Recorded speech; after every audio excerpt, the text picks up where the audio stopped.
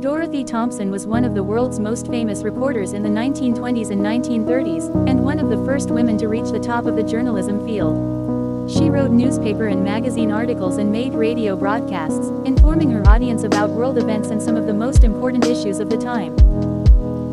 Thompson was born in Lancaster, a rural town in upstate, northern New York. Her parents, Peter, a Methodist minister, and Margaret Thompson. The family, which included 2 other children. Thompson's first job after college was working for the women's suffrage, the rights to vote movement, which was gaining strength in many parts of the United States. For $8 a week, she worked at the New York State Women's Suffrage Party headquarters.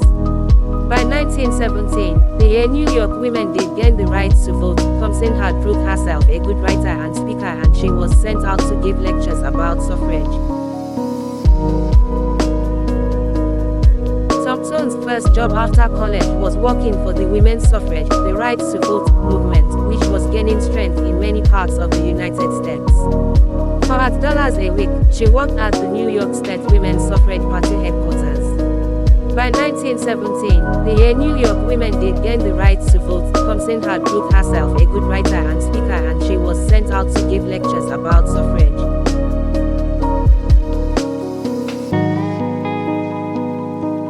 Sinclair Lewis was a famous American novelist and the first American to win the Nobel Prize in Literature, 1930. Their marriage was often seen as a high-profile intellectual partnership, with both being influential public figures in their own right. However, the relationship was strained over the years, largely due to Lewis's alcoholism and differing career demands. They had one son together, Michael Lewis, born in 1930.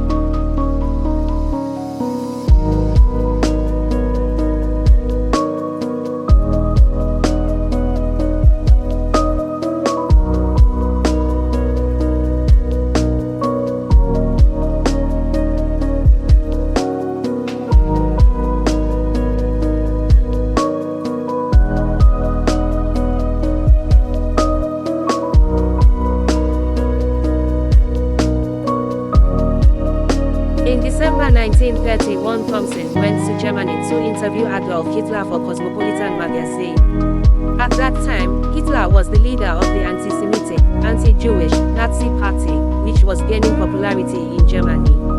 Thompson found Hitler an unpleasant, unimpressive person, and she predicted that he would never achieve the power he desired. Thompson remained in Germany and continued to condemn the Nazis, begging the rest of the world to do the same and thus somehow prevent them from gaining more power. Angered by Thompson, Hitler finally got revenge.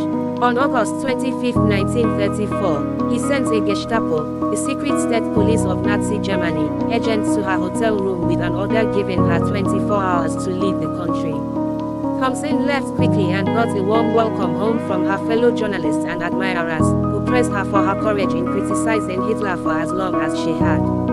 She was the first of many foreign journalists to be expelled, forced out of the country, by Hitler.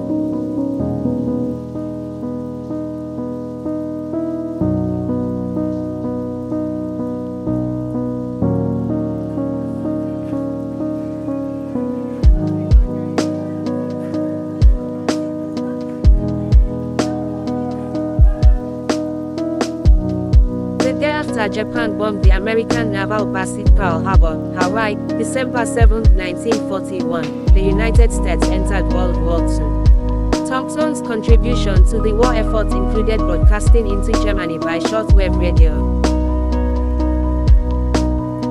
Thompson continued to write her newspaper column for 2 years after the war, and also published several books.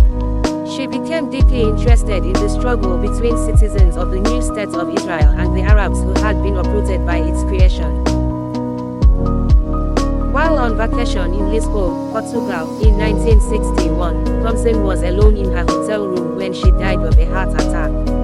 She was buried next to her third husband.